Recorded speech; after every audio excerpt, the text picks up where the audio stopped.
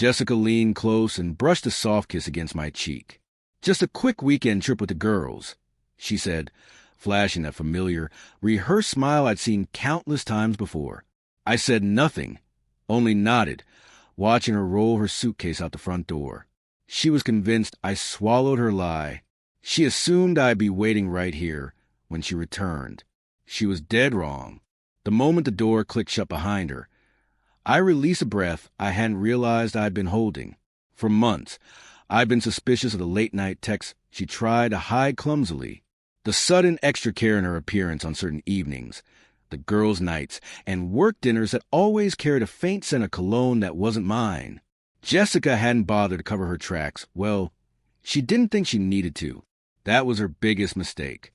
Weeks ago, I had already confirmed what I suspected. Not through a private investigator, but by connecting the dots myself. She wasn't really going away with her friends. Instead, she was heading to an upscale resort 2 states over to meet him. She didn't know I was on to her, and she had no clue about what I was about to do. I opened my notes app. Everything was laid out, every step meticulously planned. I had already divided my finances, redirected my direct deposits, and separated my accounts. My name was off the lease. All bills were hers now. Every subscription, every service I once paid for, wiped clean. She would come back not just to an empty apartment, but to a completely erased version of me. I moved through the space with calm efficiency. My clothes, my suits, the battered hoodie she always borrowed, were packed away in the bathroom. I grabbed my razor, my cologne, even the toothbrush I kept tucked in the drawer. The fridge was emptied of my groceries. Half the furniture, which had belonged to me, was gone. The TV, my gaming console, even the coffee maker she religiously used each morning. All mine. By the time I finished, the apartment no longer felt like home. It looked sterile, like a showroom, clean, impersonal, as if no one had ever lived there at all. A quick glance at my phone confirmed her recent check-in at Sunset Bay Resort. Unaware, clueless, completely oblivious that everything was about to change beneath her feet. I placed the apartment key on the kitchen counter, gave the room one last scan, and walked out. No note, no message, no dramatic farewell, just absence. She believed she could cheat and still come back to me. She assumed I was a fallback, someone too loyal, too dependable to ever walk away. She had severely miscalculated. The door shut softly behind me. For the first time in ages, I felt unburdened, like stepping outside into fresh air after being trapped in a stifling room. The setting sun bathed the parking lot in warm gold as I made my way to my car. This wasn't a spur-of-the-moment choice. I hadn't rushed or panicked. I'd been preparing for this moment with unwavering precision. The apartment key was the last fragment of me left behind. Every connection tying me to that life had been cut. There was no way for her to reach me. She wouldn't know where I'd gone. That was deliberate.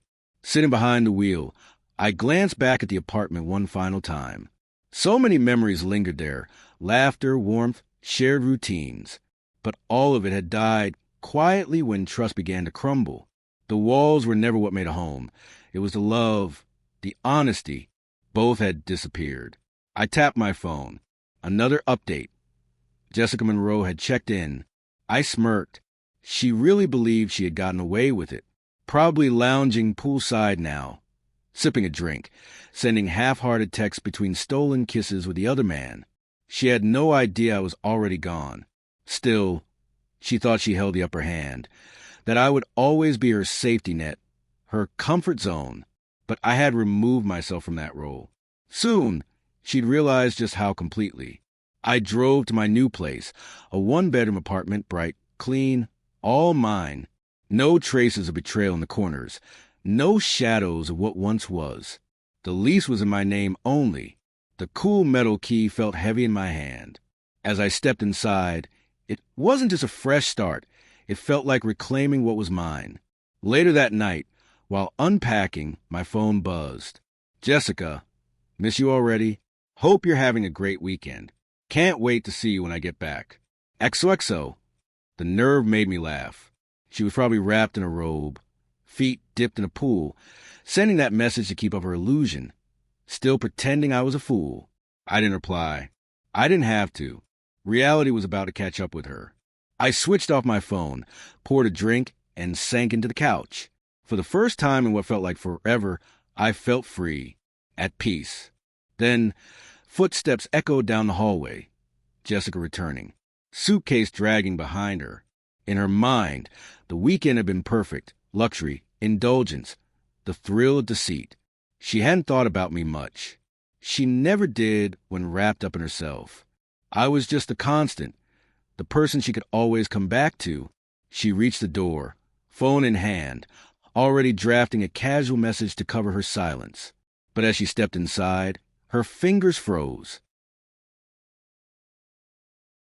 Something felt off the moment she stepped inside the apartment. Jessica blinked, confusion knitting her brow. The atmosphere was different, unfamiliar and cold. There was no hint of my cologne lingering in the air. The walls looked bare, stripped of their usual life. She hesitated, dragging her suitcase just inside the doorway, a tightening knot of unease creeping up her spine.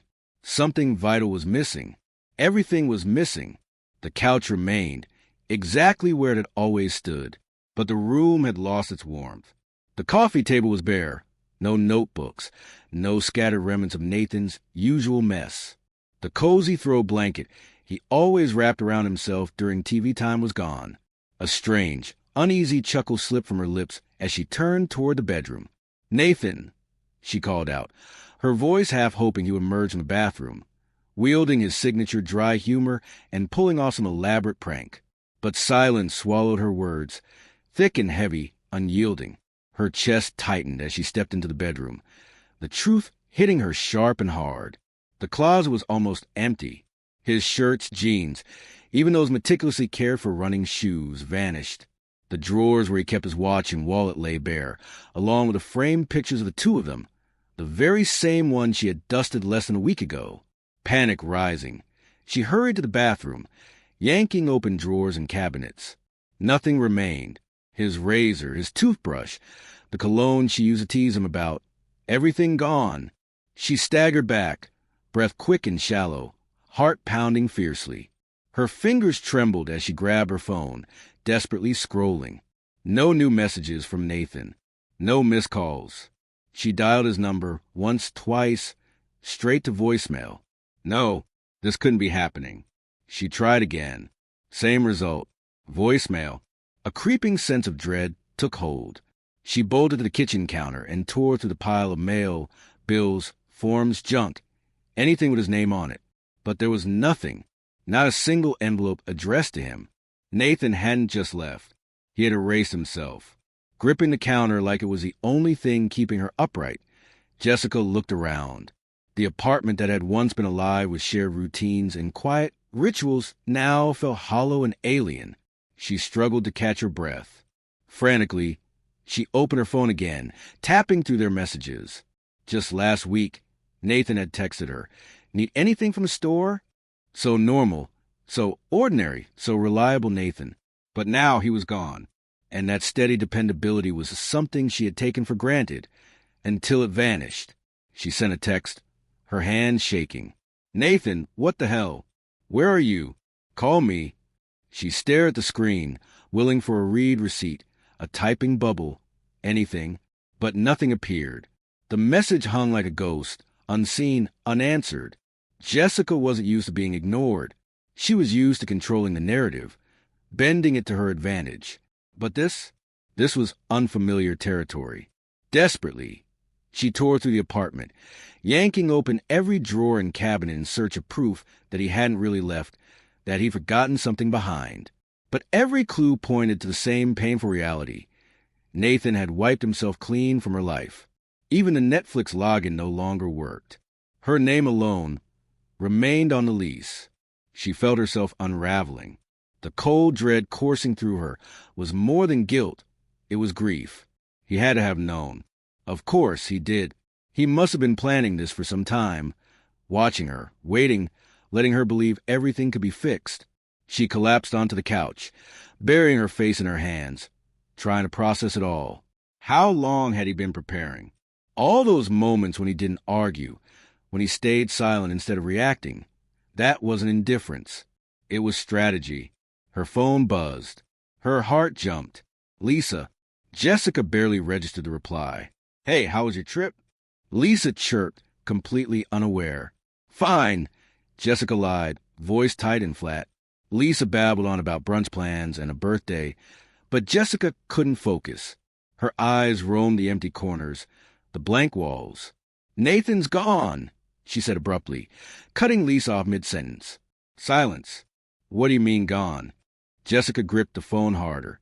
He left, took all his things, canceled everything, like he was never here. Her voice broke. Lisa inhaled sharply. So he knows. Jessica didn't respond immediately. Saying it out loud made it too real. She looked around again, taking in the stark emptiness. The silence was louder than any argument they'd ever shared. He had disappeared without a fight, without tears. Just a quiet, deliberate exit. Lisa's voice dropped. This is bad. No kidding, Jessica whispered, scrolling through her phone once more, rereading old messages, desperate to cling to something. But there was nothing. No reply, only the echo of absence. Maybe he just needs space, Lisa offered hesitantly, but her words lacked conviction. Jessica let out a hollow laugh. This wasn't impulsive. He planned it, waited until I was out of town, made sure I couldn't stop him. Lisa hesitated. So, what are you going to do? Jessica jumped up, pacing like a trapped animal. I have to find him. Talk to him. He can't just vanish. He owes me that. Lisa's voice softened but was firm. I don't think he does. Jessica froze. What do you mean?